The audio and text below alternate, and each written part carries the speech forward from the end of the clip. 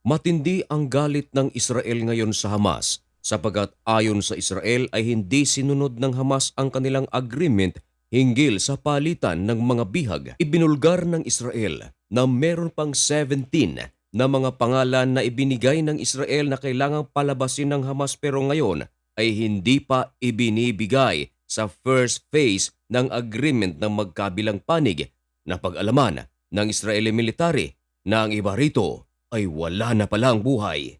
Isa pa sa nagpagalit ng husto sa Israel mga kaibigan, sapagkat ang ibang mga bihag na pinakawalan ng Hamas ay nagsuffer ng malnutrition, heart disorder at pang-aabuso. Yan ang ating pag-uusapan sa videong ito.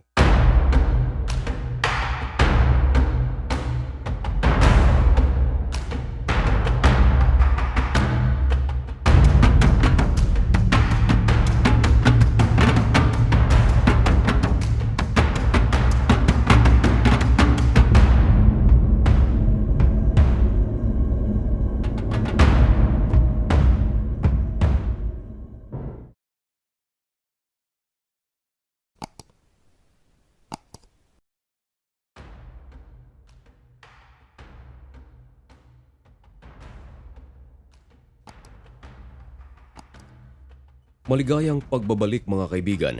Kumusta na kayo?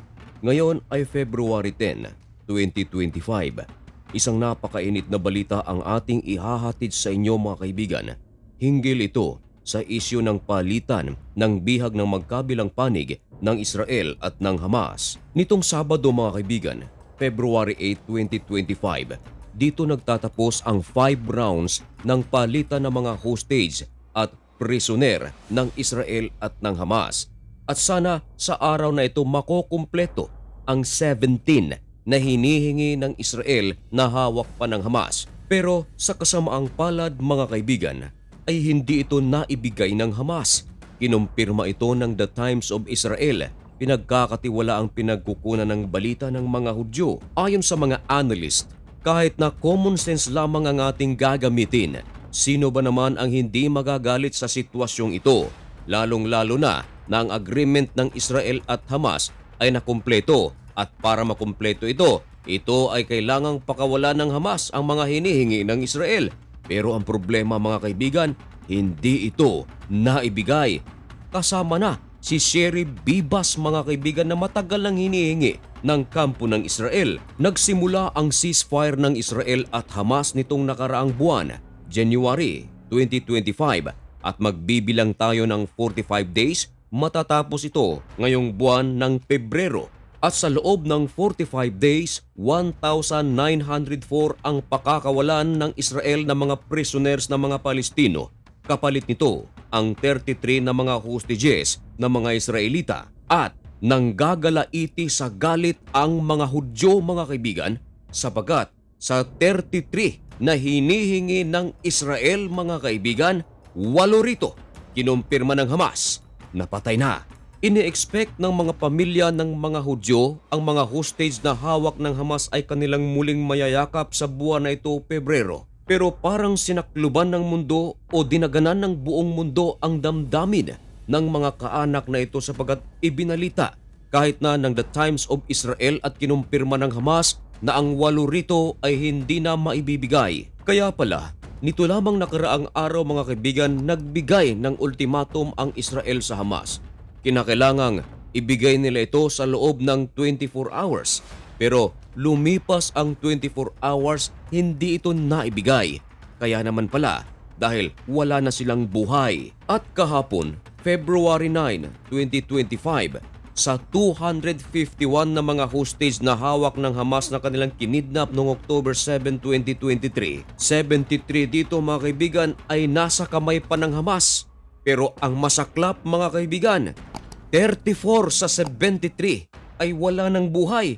Napakarami nito mga kaibigan. Ang mga tao sa larawan na inyong nakikita mga kaibigan, sila ang ine-expect ng Israel na tapos na sanang pakawalan ng Hamas. Pero hanggang ngayon ay nasa kamay pa ito ng mga militanteng grupo. Kasama dito mga kaibigan ay si Sherry Bibas at ang kanyang 2 mga paslit. Ibinigay ng Isinapubliko na ng Israel ang mga pangalan ng mga taong sanay tapos ng palayain ng Hamas. Kasama rito ay sina Itzik Elgarat, 70 years old, si Shlomo Mansur, 86 years old, si Ohad Yahalumi, 50 years old. Kasama rin si Oded Lefshitz, 84, si Tashi Idan, 50. May mga katandaan na ang mga taong ito at narito naman ang mga below 50 na dapat pakawalan ng Hamas.